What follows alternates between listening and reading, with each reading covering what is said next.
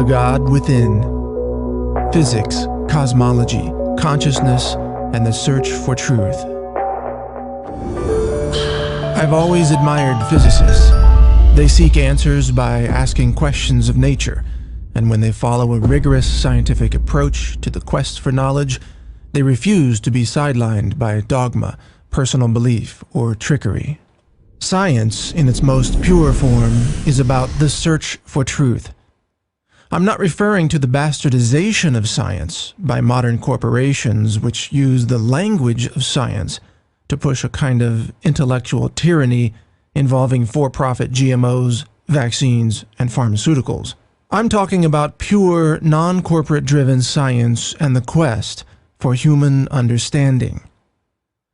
This search for human understanding has led me through a number of fascinating areas of study, but I've found the most fertile ground for exploration in the fields of quantum physics, the many worlds interpretation, and the study of consciousness.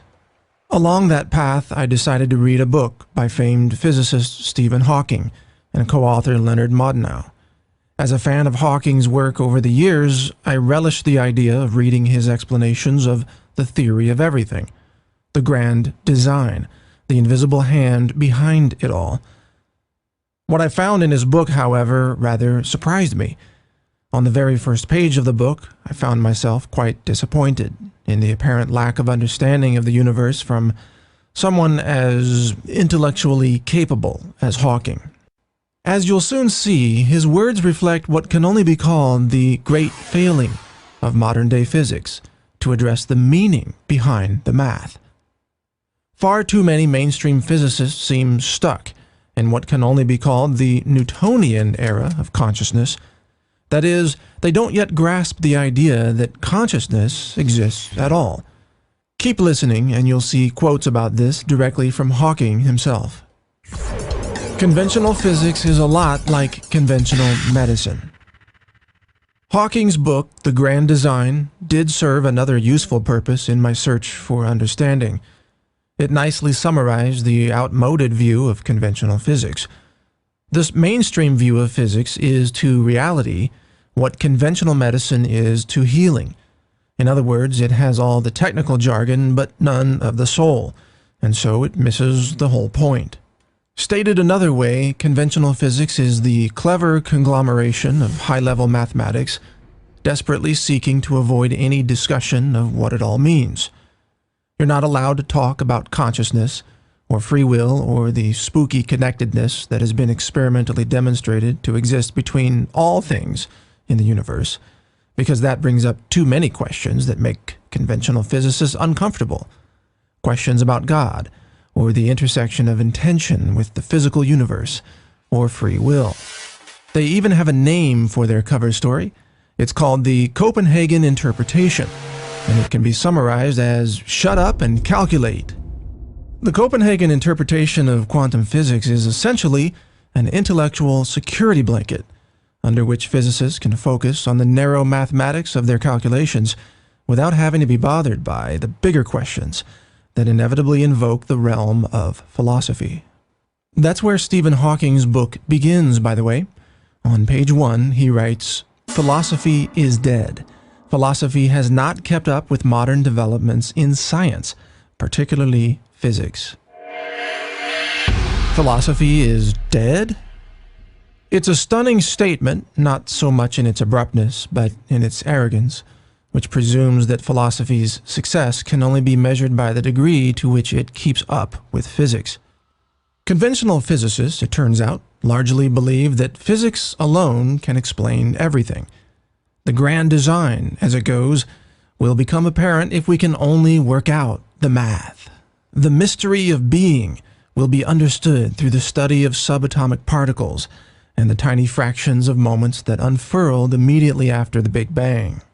One chapter in Hawking's book is actually named The Theory of Everything.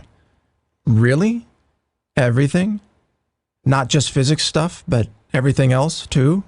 I find that a bit hard to believe, given that a typical quantum physicist probably doesn't even know what's in a hot dog, much less the entire universe.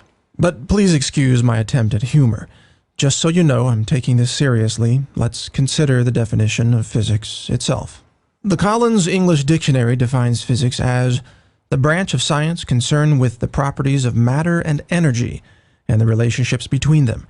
It is based on mathematics and traditionally includes mechanics, optics, electricity, and magnetism, acoustics, and heat.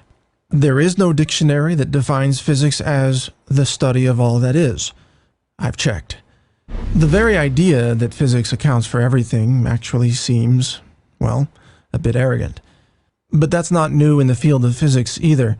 Top physicists have a long history of thinking they had it all figured out. "There is nothing new to be discovered in physics now," uttered Lord Kelvin in 1894. He continued, "All that remains is more and more precise measurement."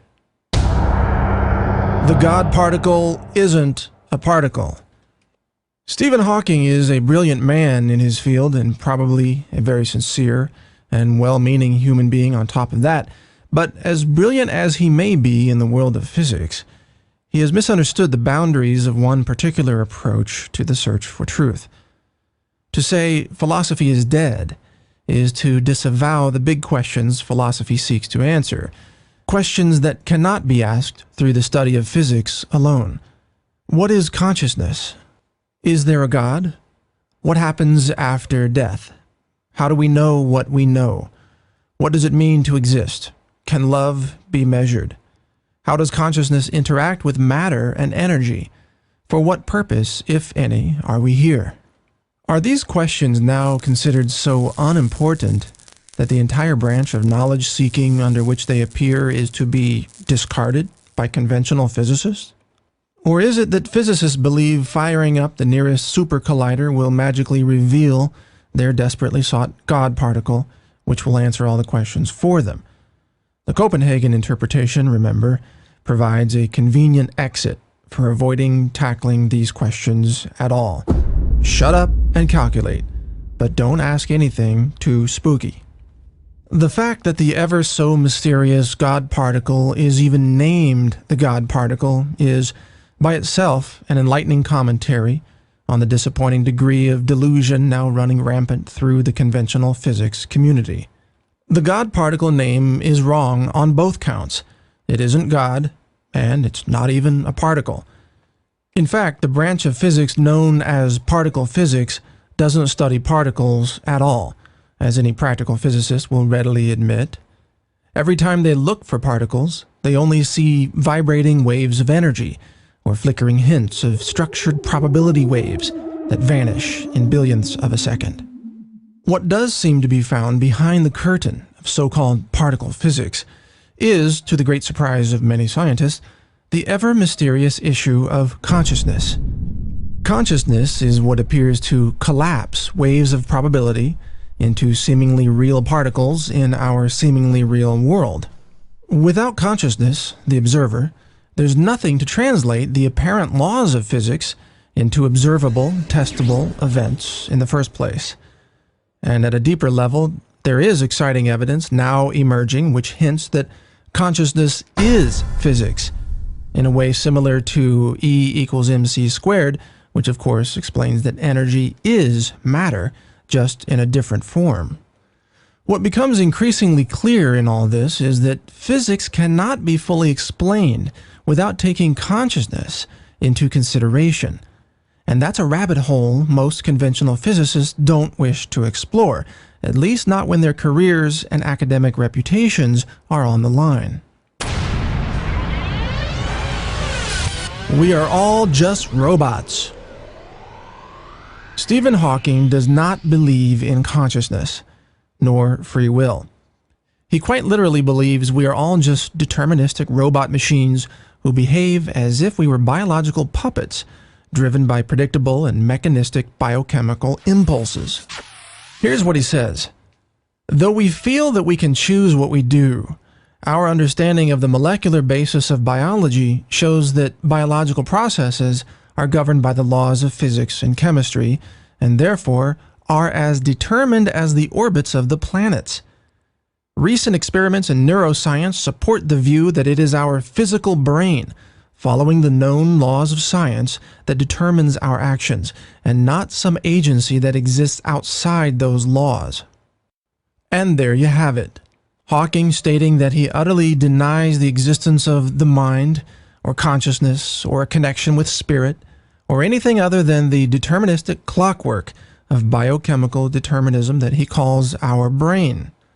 Hawking is not alone in this bizarre belief. Of course, the vast majority of conventional scientists and physicists also believe that human beings are mere biochemical robots with no souls, no consciousness, and no free will. Francis Crick, the co-discoverer of DNA, said that awareness was nothing more than a feeling generated in the brain. He says, "You, your joys and sorrows, your memories and your ambitions, your sense of personal identity and free will, are in fact no more than the behavior of a vast assembly of nerve cells and their associated molecules."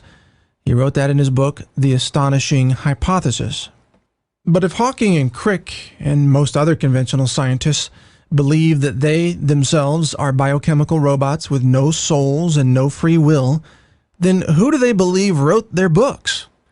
Was Hawking's grand design book merely a spontaneous regurgitation of neurological ricochets cascading through his head without any intention behind them?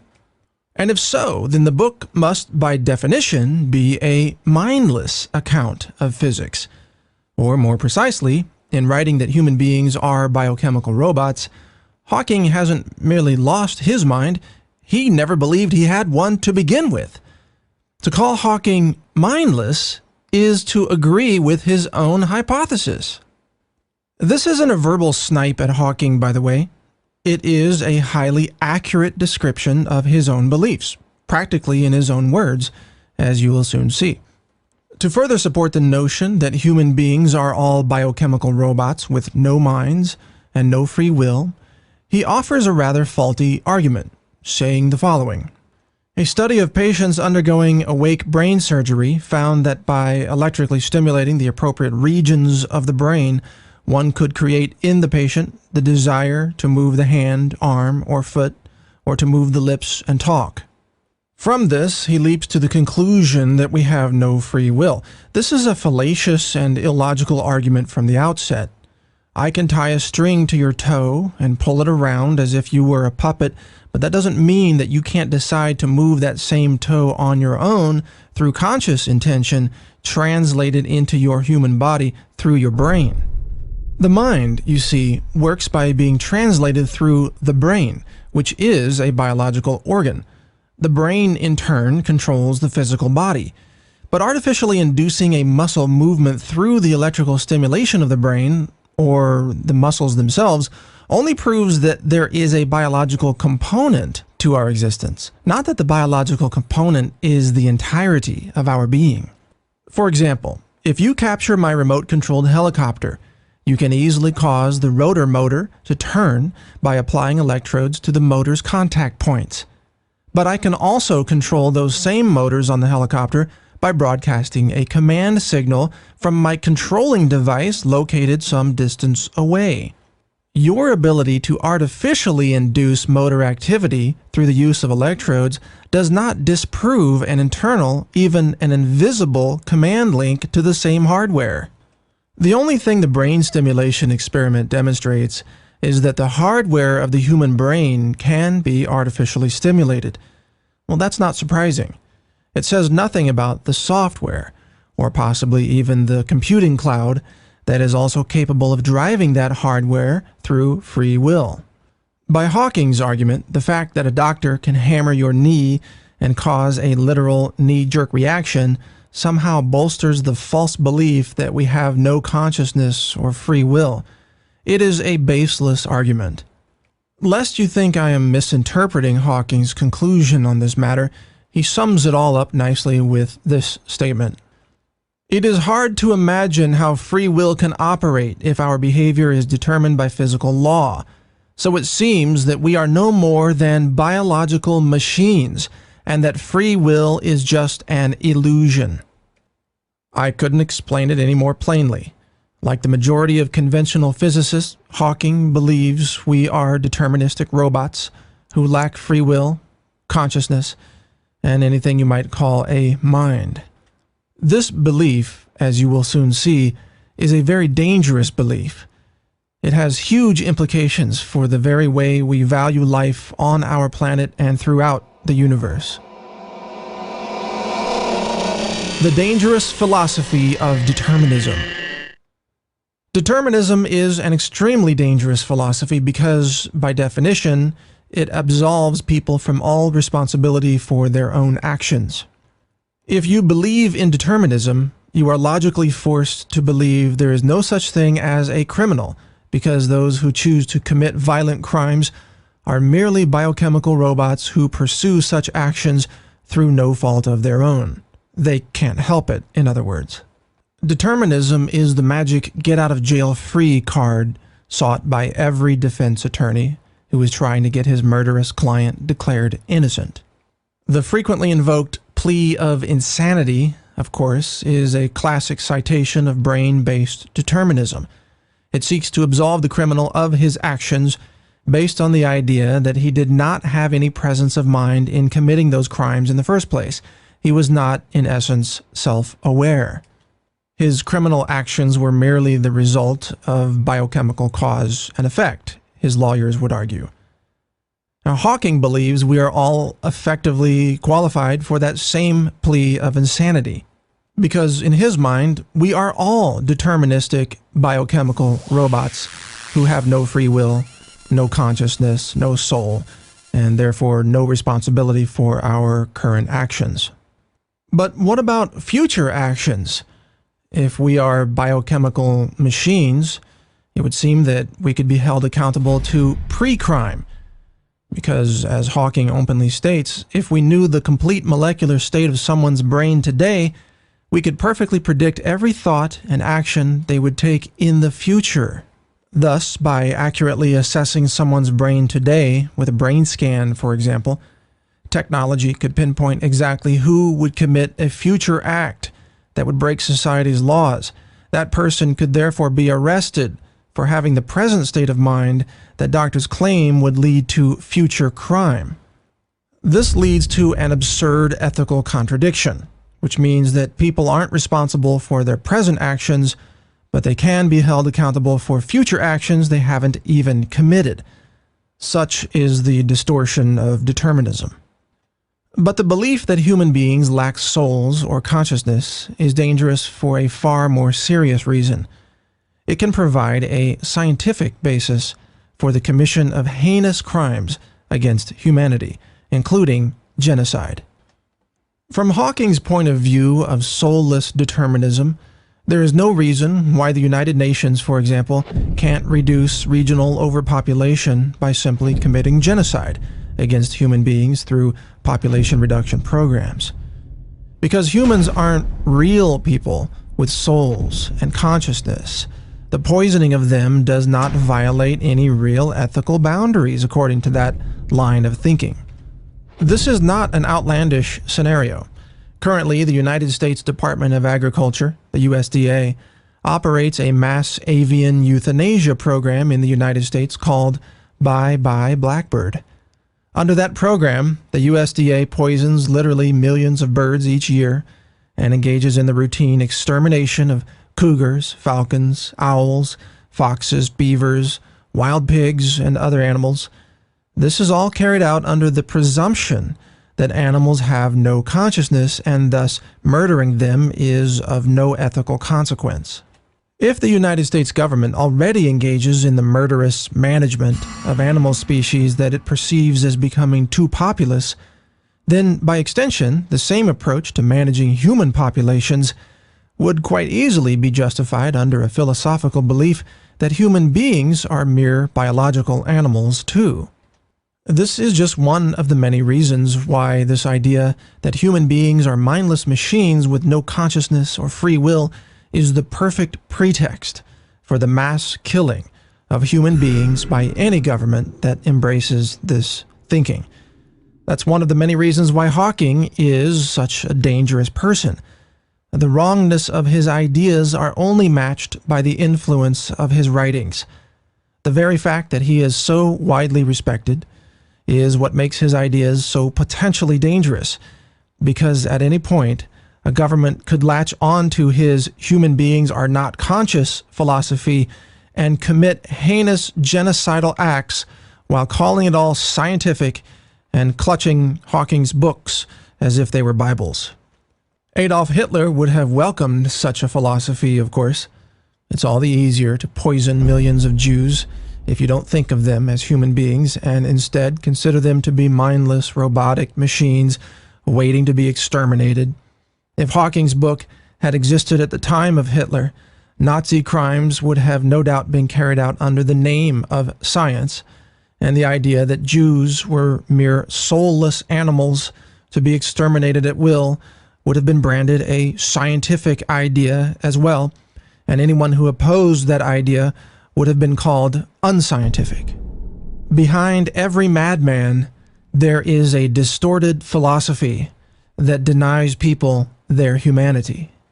Stephen Hawking turns out to be a strong proponent of this very thing, denying people their humanity. It is no coincidence, by the way, that science, which gave us the atomic bomb and other technologies with which to carry out mass genocide, has also given us the philosophical pretext under which that genocide may be justified. Remember, too, that on the first page of his book, Hawking complained that ethics hasn't kept up with physics. But a closer inspection of the subject reveals quite the opposite. Physics actually hasn't kept up with ethics. The recognition of the existence of free will and consciousness is the foundation of compassion for all living things. It is the core principle from which the vast majority of ethics spring. No human civilization can achieve lasting peace without the acknowledgement that human beings have consciousness and free will, and yet these are the very ideas that are now branded as unscientific by the vast majority of the conventional scientific community. They didn't just leave God out of their equations, you see. They left out our humanity as well. Under the brand of science, we are all meaningless, soulless, biochemical robots who have all fooled ourselves into thinking that we are somehow self-aware. Self-awareness and observing the observer. I find it odd to be criticizing an eminent physicist over the issue of consciousness.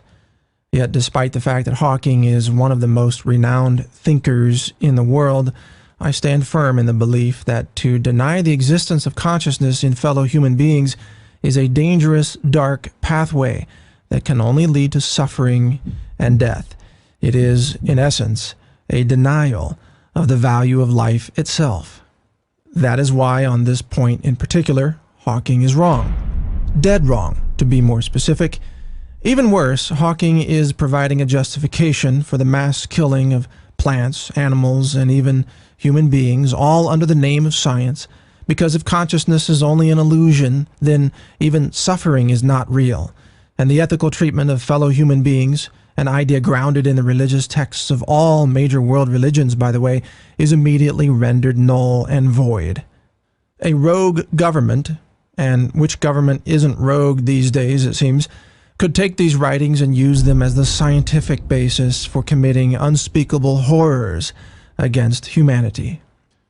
But how do I know Hawking is truly wrong on this point? A skeptic of everything I've said here might ask, quite correctly, how do you know there is free will and consciousness reflected throughout the living beings in our universe? The honest answer is that I cannot know with certainty that other beings possess free will and consciousness. I can only know that I possess free will and consciousness. I can't disprove the notion, to offer a seemingly unlikely example, that everybody else is actually just a highly complex biological robot placed here for the sole purpose of entertaining me, the single and sole conscious being in the universe. It seems silly, doesn't it? A far more likely explanation is that some or even most human beings do possess souls and consciousness. However, I do believe it is possible that there are some soulless humans walking among us who operate without consciousness, without self-awareness, and who are incapable of grasping derivative concepts such as compassion or empathy. Those soulless, mindless people tend to either end up as pathological, violent criminals or corporate executives of powerful multinational organizations such as drug companies or biotech seed manufacturers. This is perhaps why the actions of so many corporations we see today place no value on human life. These corporations may actually be led by soulless biochemical robots who operate with practical intelligence but lack anything resembling a conscience. These biological human robots would very well fit the description of humans that Hawking presents. The trouble with Hawking's theory, though, is that he applies it to everyone. And while none of us can be absolutely sure about the state of consciousness in others, those of us which possess a sense of self-awareness can be certain that Hawking is wrong about us. The next obvious question, then, is how do I know that I possess consciousness and free will?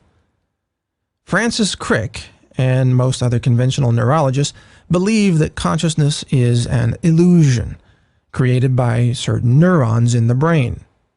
If they could just find the consciousness neurons, they would have consciousness explained, they believe. This is a case of reductionism ad absurdum. Answering that is easy, actually. Consciousness is revealed through the realization of self-awareness, which is the waking equivalent of lucid dreaming. To awaken in a dream and recognize the active role of your own mind in creating the dream is one level of consciousness awakening. To achieve the same thing at a higher level, the waking level, is to realize the existence of one's own consciousness. This is sometimes referred to as being enlightened. It is a process achieved not through mathematics, but through self-reflection, observing the observer, if you will. Instead of shut up and calculate, it's more like shut up and meditate. Free will flows naturally from self-realized consciousness, because a self-realized being can decide to do almost anything at any moment without cause. This is the defining element. Consciousness allows a brain to receive intent and carry out that intent without an underlying physical cause. Rather, the cause is an intention expressed through consciousness, reflected through the physical brain interface, which translates between consciousness and perception, and then carried out by the limbs and muscles in this physical world. This cause phenomenon, if you will, originates outside the realm of physics, and thus its detection will forever elude physicists. This is an important concept to grasp, that the universe is not deterministic, and that thoughts and intentions can be created without the presence of a physics-based cause. The study of physics alone, then, will forever fail in detecting, describing, or understanding the nature of the mind and consciousness. I can decide to speak a random series of letters, for example, without any particular cause. N, #, A, Z, 7, U, asterisk, H, ampersand, E, and so on. There is no physical deterministic explanation behind my selection of those letters. They emerged entirely as acts of free will, brought into this physical universe through the translation of the mind, through the physical brain, which controls my voice. The collision of consciousness and matter. Every act of free will, by the way, is an integral part of the creation of the universe itself. Without conscious observation, many quantum theorists believe the universe would not exist at all. Quote, "Observations not only disturb what is to be measured, they produce it," said Pascual Jordan, one of the founders of quantum theory. This thought disturbed Einstein, who famously said, "I like to think that the moon is there even if I am not looking at it." But as quantum theory has now convincingly demonstrated, Einstein based his wish on the principles of two things: reality, that things exist on their own, separate from conscious observation, and separability, that matter and energy can exist in isolation, unconnected to anything else. Both of these ideas, reality and separability, have now been conclusively proven false by both quantum theory and quantum experimentation. Scientific realism, more carefully defined, is the thesis that the objects of scientific knowledge exist and act independently of the knowledge of them. This belief has, as mentioned above, been demonstrated false. Quantum theory and reliable experiments based on quantum theory tells us that there is no such thing as a, quote, real object that exists in isolation without being influenced by other things, nor that it even exists as a real thing without being observed. As theoretical physicist John Wheeler explained, quote, no microscopic property is a property until it is an observed property. Furthermore, the separability question has also been conclusively answered. There is no separability in our universe. As physicists Bruce Rosenblum and Fred Kuttner state in their book Quantum Enigma, any two objects that have ever interacted are forever entangled. The behavior of one instantaneously influences the other, and the behavior of everything entangled with either.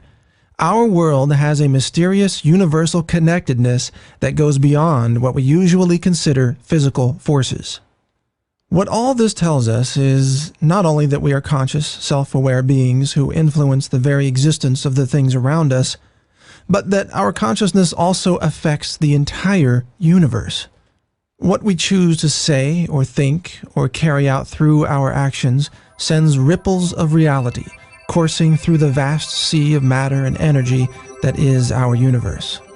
Not only can we influence everything in the universe instantaneously with our minds, but the laws of quantum physics reveal that we cannot help but do so. We are, quite literally, one with the universe. This realization gives rise to a far kinder and more useful philosophy than the so-called science offered by Hawking, who believes that human beings are soulless, mindless, biochemical robots. The belief that every living, conscious being in the universe is inherently connected to every other living being in the universe gives rise to a philosophy of compassion, valuing life and seeking peaceful ways to resolve conflict. It even leads logically to the principles found in many religions. Treat others as you would wish to be treated. Why? Because you are, through the fabric of reality, connected to them as they are to you. To harm another living being, as the Buddhists would say, is to harm yourself. To express compassion toward another conscious living being is to express love and compassion for yourself in the same instant. And on a personal note, I would add that conscious living beings also include animals and plants. Origins of the universe. Any serious inquiry into the nature of the universe ultimately leads to the origin of the universe. On this subject, as with the subject of consciousness, conventional physicists fail to offer enlightenment. Instead of offering a mechanism by which the universe may have begun, they insist the universe spontaneously and without cause created itself out of nothing for no particular reason. Hawking writes about this in The Grand Design. But before we discuss that, allow me to explain the context of this idea first. When you talk to conventional physicists, they calmly explain that the universe follows certain laws or rules of nature. The law of gravity, for example, is one such law. There are laws concerning the conservation of momentum, chaos theory, thermodynamics, the behavior of light, and so on. This is all widely accepted, as most of us would agree the universe does appear to follow certain laws. But when you ask where those laws came from and how they came about, indeed how the universe itself came about, you get a giant fudge factor called the Big Bang. Anything that physicists, and astrophysicists in particular, don't understand seems to get swept under the Big Bang rug. Don't know where the first hydrogen really came from? Don't worry. It all got magically and spontaneously created in the moments after the Big Bang. And where was the Big Bang before it went bang? Well, it was nowhere, because the Big Bang created space, too. And what caused the Big Bang? Nothing. The Big Bang spontaneously caused itself, without any apparent reason or intention. That seems pretty far-fetched in a universe that's supposed to follow laws. So to answer all of this, Hawking writes, Quote, because there is a law like gravity, the universe can and will create itself from nothing in the manner described in Chapter 6. Spontaneous creation is the reason there is something rather than nothing. The obvious reference to spontaneous creation here deserves some discussion. Wasn't it physicists who have been berating the God-believing creationists over their belief in spontaneous creation? God didn't create the universe, they insist. The Big Bang did. And how did the Big Bang come about? Spontaneous creation. They might as well just add by God after the phrase, it seems, since they have now adopted the very same argument put forth by creationists for so long. I am not Catholic, but I will point out the Catholic Church has for many years stated that the Big Bang is entirely consistent with creationism because God created the Big Bang, which gave rise to everything else. Actually, the idea that God, or a sufficiently intelligent and advanced being of some sort, caused the Big Bang is one of the more promising theories of where it all came from. It makes a lot more sense than the idea that it just kind of created itself out of nothing without any reason or cause. But we'll get to that later. Back to Hawking's quote. The logic of his statement just shatters at the slightest probing. Because there is a law like gravity, he says, the universe will create itself? This is illogical. It's a lot like saying, because my car's brakes follow the laws of physics, they will therefore create themselves out of nothing. That would certainly be convenient, since I wouldn't need to replace the brake pads, but I doubt they're going to magically appear just because they follow some of the laws of physics. In fact, it would seem that a set of brakes magically appearing out of nothing would violate the laws of physics. But Hawking says, quote, bodies such as stars and black holes cannot just appear out of nothing, but a whole universe can. That's his quote, by the way. He says the universe will create itself from nothing. Where there was once nothing, there is suddenly everything. And even the everything we think we have found is only about 4% of all the stuff, of which 96% is dark matter and dark energy, according to physicists, who have so far failed to find any of it, by the way. Now, this idea that something can be created out of seemingly nothing isn't actually far-fetched as long as there's some input involved, energy, for example. If energy is entered into the equation as the causal force behind the Big Bang, then there's a reasonable explanation for how the Big Bang might have come about. Essentially, the rational explanation is that God, or a sufficiently advanced alien civilization, sprouted the Big Bang by injecting a tremendous amount of energy into a single point in multidimensional space, and we are now the inhabitants of a giant ant farm experiment the size of the whole universe. This is actually one of the most promising explanations for the origin of our universe. The other leading explanation, and I'm not kidding, is that our universe exists as a grand simulation operating inside a highly advanced computing system of some sort, belonging to an alien race of beings that is billions of years more advanced than we are.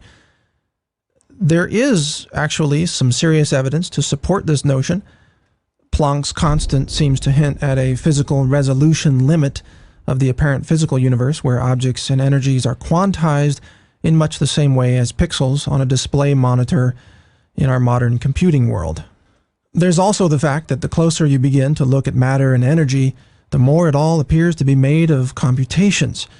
What we believe to be physical matter is actually little more than an organized wave of probability computations, a fact that becomes more apparent the more closely we examine what matter is made of.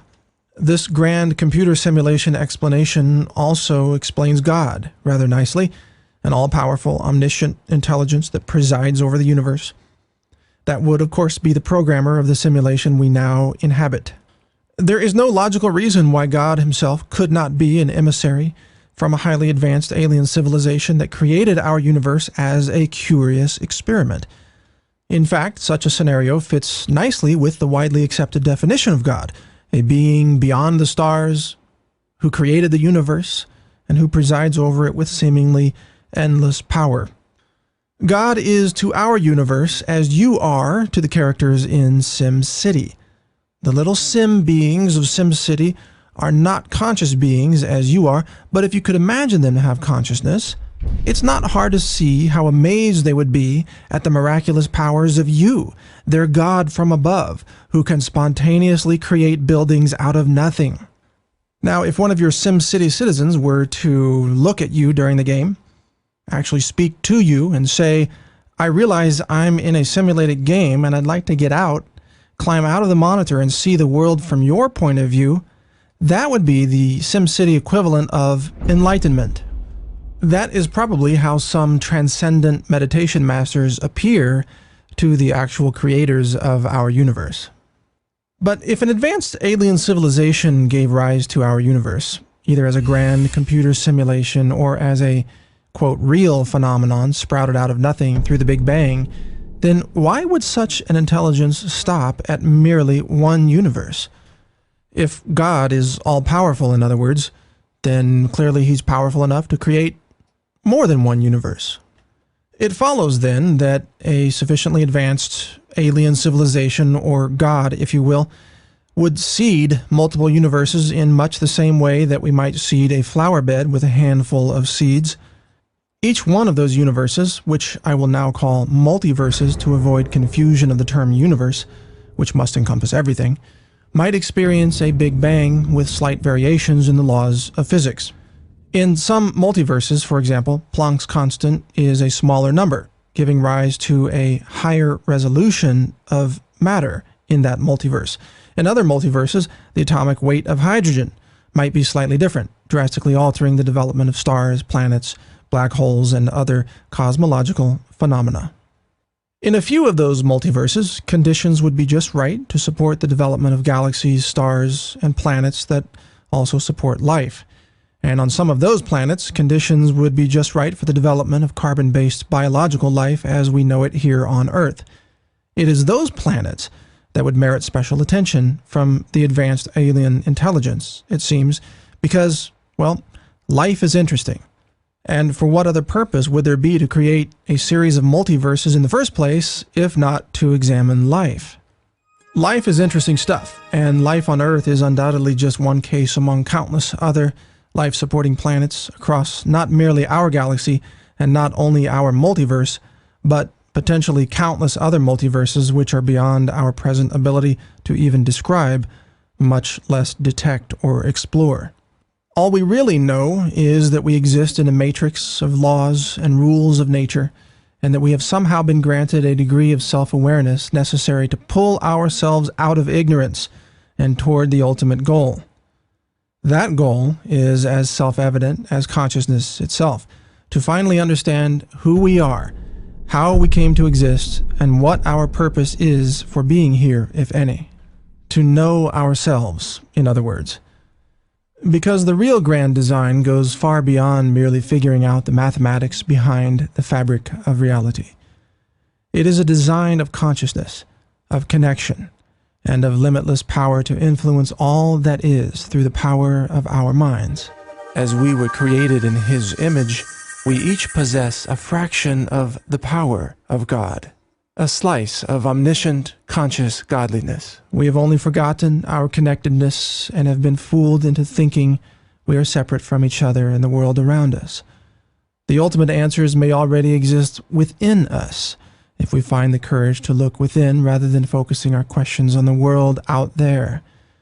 Because quantum physics now tells us what we find in the universe around us is merely a reflection of what we are within.